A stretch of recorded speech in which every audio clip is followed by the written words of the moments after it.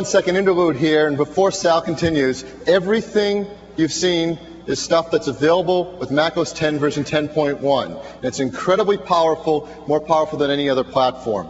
What we're going to show you next is a sneak peek of some of the technology in the AppleScript Studio. Again, this is not available yet. This is coming by the end of the year, and it is really the answer to a lot of the prayers and dreams we've heard from our AppleScript customers. Sal? Bill, thank you. What I'm about to show you is really where the power of Unix and the ease of the Macintosh come to life. Many of our customers have been asking for a long time that they wanted the ability to have an interface, a custom interface for their application. They wanted the ability to make something that was easy for their staff to use. They wanted the ability to make things that could talk to databases and talk to networks. Well, now we have that with AppleScript Studio. What we've done is taken the two premier development tools on macOS 10, which are Project Builder and Interface Builder, and we've made AppleScript a pure language with our own Objective-C and Java. And I'm going to show you the Project Builder environment right now. Where am I? I'm over here. This is the Project Builder environment. You'll notice that I have a script open. My script shows up here in the window.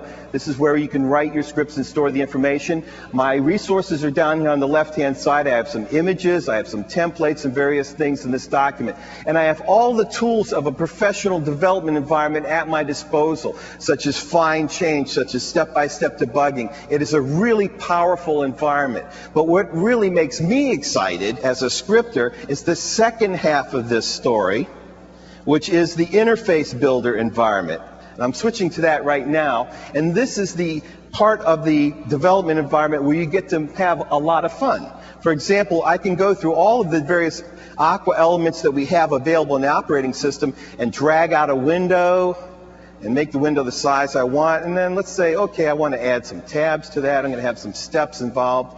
I'll click here. And you'll notice that as I'm drawing these things, I get these helpful little guidelines that show me where to place the things to follow the Aqua rules. And I can also put things on there like sliders, drag that over here. I can put an image over on this part like this, and it lines up automatically for me like this.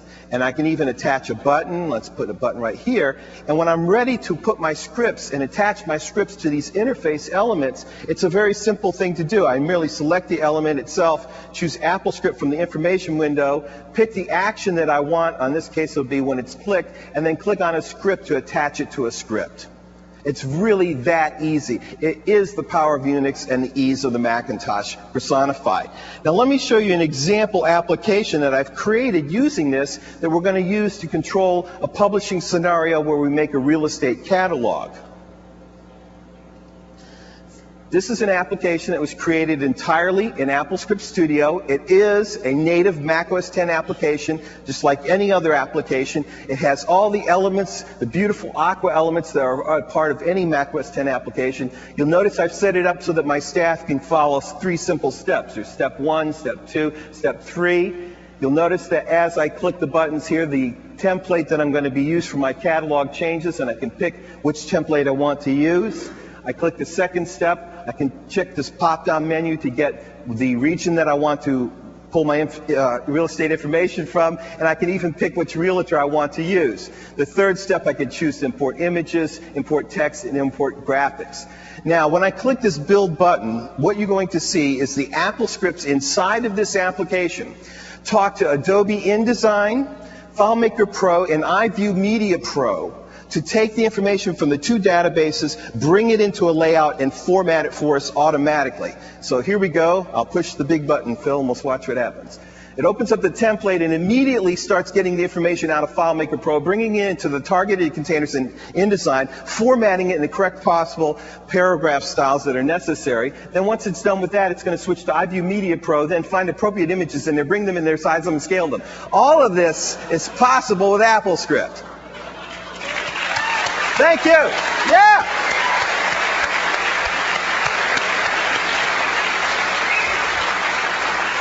Phil, if I may add a personal note, I've been scripting the Mac since 1992, and as a scripter, I am very excited about macOS 10.1, and I really do believe that now's the time for the scripters out there and the people that provide the solutions to come on over to macOS 10.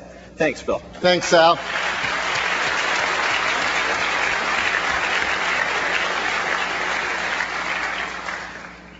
We really have built Mac OS X to both be a single operating system for consumers and education, as well as for you professionals. And I hope some of these things, particularly ColorSync and AppleScript, show you how much we've been thinking about that.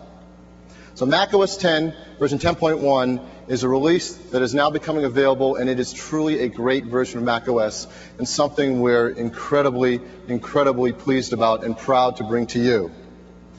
So that leaves one more thing: applications. Great applications. You've already seen some of them via Sal's demo, but there are over 1,500 applications available for Mac OS X, from simple fun utilities up to incredibly large, powerful, useful applications for you.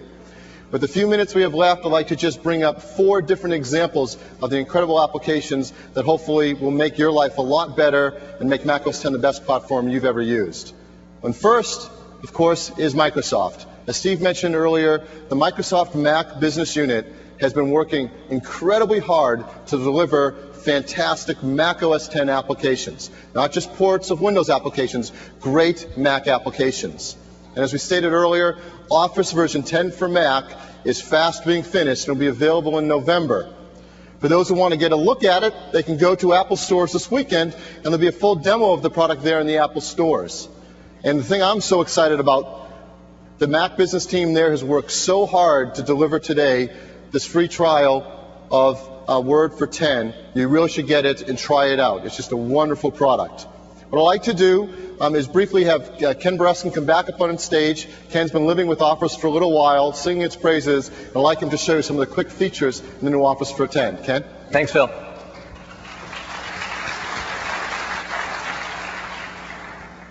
First of all, I'd love to thank Microsoft for allowing me this opportunity